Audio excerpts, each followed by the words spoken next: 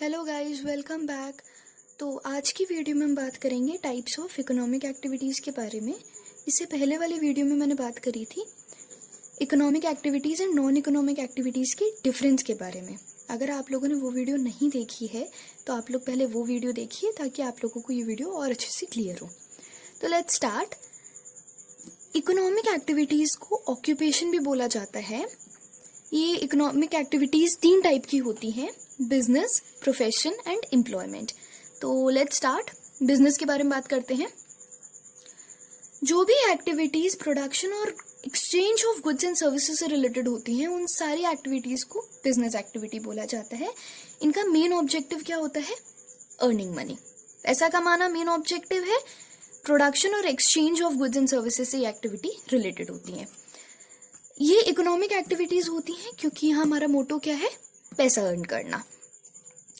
जितनी भी ऑर्गेनाइजेशंस ये सारी एक्टिविटीज करती हैं उन सारी ऑर्गेनाइजेशंस को बिजनेस एंटरप्राइज या फिर बिजनेस फर्म, दोनों में से हम कुछ भी बोल सकते हैं। और जो लोग इन एक्टिविटीज में एंगेज्ड होते हैं उनको बिजनेसमैन बोला जाता है। तो ये सारी जो एक्टिविटीज होती हैं ये यूटिलिटी क्रिएट करती हैं। अब देखते हैं हम कैसी यूटिलिटी क्रिएट करती हैं। अब जैसे रॉ मटेरियल है उसको फिनिश्ड गुड्स में कन्वर्ट करा गया, फिनिश्ड प्रोडक्ट्स में कन्वर्ट करा गया, तो ये कौन सी यूटिलिटी क्रिएट कर रहा है? Form utility. अब ट्रांसपोर्टेशन के थ्रू इन चीज़ों को, गुड्स को प्लेस ऑफ प्रोडक्शन से प्लेस ऑफ कंजम्पशन तक पहुंचाया गया, तो ये प्लेस यूटिलिटी क्रिएट कर रहा है। अब अगर हमें फ्यूचर में गुड्स को यूज करना है और अभी स्टोर करके रखना है तो हम क्या करेंगे? हम इन गुड्स को स्टोर करेंगे, तो ये टाइम यूटिलिटी क्रिएट कर रहा है। अब देखते हैं कुछ एग्जाम्पल्स। कौन कौन से एग्जाम्पल्स हैं बिजनेस के? फैक्ट्री हो गया, शॉप हो गया, ट्रांसपोर्ट कंपनी हो गया, वेयर हाउस हो गया, इंश्योरेंस कंपनी, ये सारे एग्जाम्पल्स हैं बिजनेस एक्टिविटी के। जो फर्म्स डायरेक्ट सर्विस प्रोवाइड करती हैं जैसे कि tailor, dry cleaner, beauty parlour, ये सारे भी बिजनेस एंटरप्राइज के ही एग्जाम्पल हैं। प्रोफेशन की बात करते हैं। प्रोफेशन वो ऑक्यूपेशन होता है जिसमें स्पेशलाइज्ड नॉलेज और स्किल्स की जरूरत होती है पैसा कमाने के लिए। और जो लोग प्रोफेशन में एंगेज्ड होते हैं उनको प्रोफेशनल्स बोला जाता है। एग्जाम्पल्स हैं प्रोफेशन के जैसे कि chartered accountancy, medicine, law, tax consultancy. Features देख लेते हैं। स्पेशलाइज्ड बॉडी ऑफ नॉलेज, तो हर प्रोफेशन में स्पेशलाइज्ड बॉडी ऑफ नॉलेज की जरूरत होती है और जो लोग प्रोफेशन में एंगेज्ड होते हैं उनको ये नॉलेज एक्वायर करना काफी जरूरी होता है। रिस्ट्रिक्टेड एंट्री होती है, हर कोई नहीं जा सकता है। जिसने प्रिस्क्राइब्ड एजुकेशन ली हो और स्पेसिफाइड एग्जामिनेशन को पास करा हो वही जा सकता है। फॉर्मल ट्रेनिंग होती है।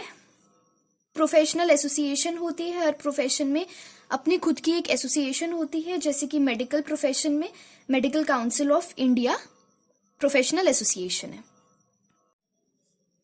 एम्प्लॉयमेंट की बात करते हैं तो एम्प्लॉयमेंट वो इकोनॉमिक एक्टिविटी होती है जहाँ लोग काम करते हैं दूसरों के लिए और उनको इन रिटर्न रेम्यूनरेशन मिलता है।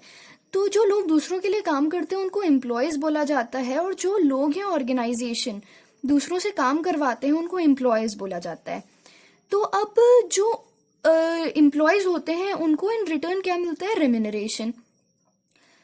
वो वेजेस भी हो सकते हैं, सैलरी भी हो सकती है। वेजेस वो होता है जो डेली बेसिस पे मिलता है, जैसे कि कितने घंटे काम करा, और जो सैलरी होती है वो फिक्स्ड इंटरवल पे मिलती है, जैसे कि मंथली बेसिस पे। तो जो एम्प्लॉयज होते हैं वो गवर्नमेंट अंडरटेकिंग के लिए भी काम कर सकते हैं और प्राइवेट एंटरप्राइजेस के लिए भी काम कर सकते हैं। एग्जाम्पल देख लेते हैं।